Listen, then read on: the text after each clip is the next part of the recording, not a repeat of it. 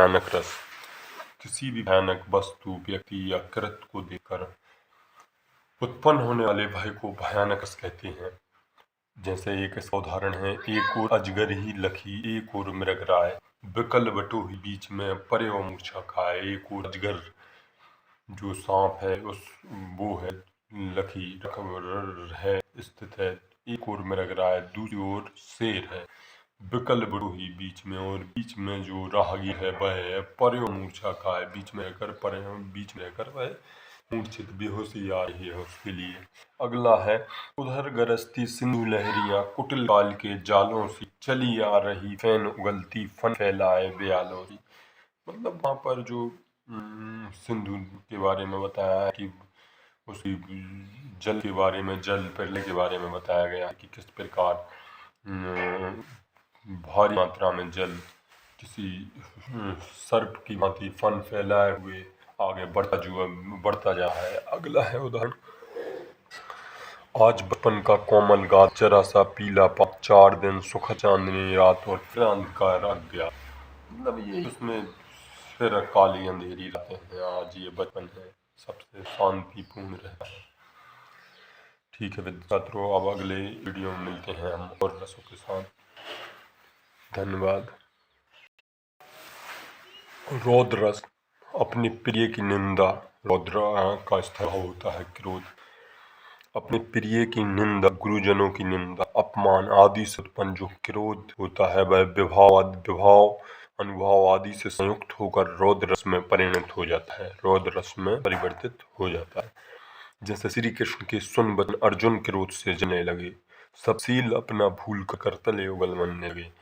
जब श्री कृष्ण अर्जुन को सारे वचन जो हैं पृथ्वी के और संसार के बारे में बताते हैं तो वह अत्यंत क्या हो जाते हैं, क्रोधित हो जाते हैं और सारा सील भूल जाते हैं। उन्हें फिर गुरु युद्ध क्षेत्र, युद्ध रणभूमि में गुरु और परिवार कुछ नहीं दिखाई देता और वह अपनी कर्तव्यों लगा अर्थात अपने हाथ मलने लगते हैं, युद्ध के लिए तत्पर हो जाते हैं। अगला है, रे निरब बाल का, काल बस बोलत को ही ना संभाल, धनु ही नहीं त्रिपुरारी धनु विदित सकल संसार। ये उस समय का वर्णन है जब लक्ष्मण राम द्वारा शिव जी का धनुष तोड़ दिया जाता है और परशुराम उस समय क्रोधित करते हैं, अत्यंत क्रोध होते हैं। तो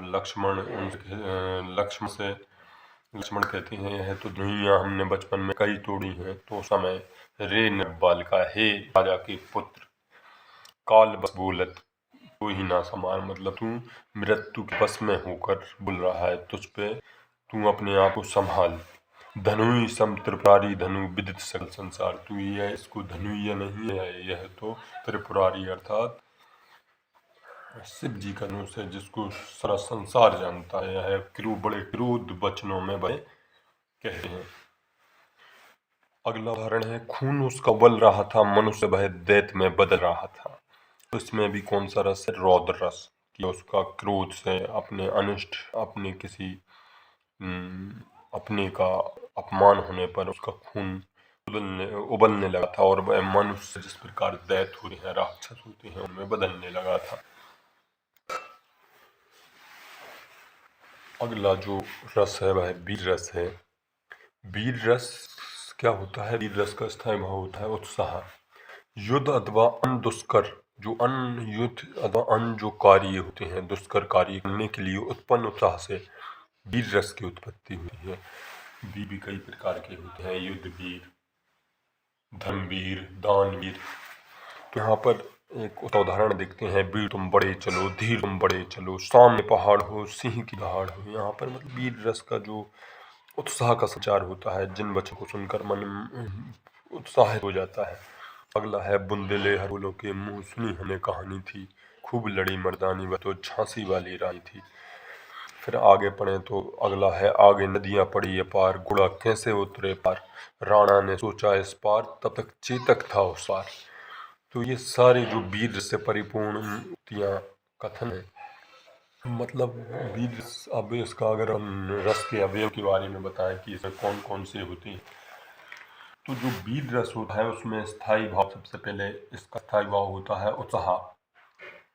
आलम्बन होता है जैसे वीर तुम बड़े चलो, धीर तुम बड़े चलो, सामने पहाड़ हो। मतलब यहाँ पर आलम्बन चाहे पहाड़ हो या शेर की दहाड़ हो। और आलम्बन आशय होता है जैसे नायक वीर पुरुष, उद्दीपन होता है किसी से डरना नहीं, आगे बढ़ना। अनुभव होता है अनु अंगों का फड़कना, उत्साह होना।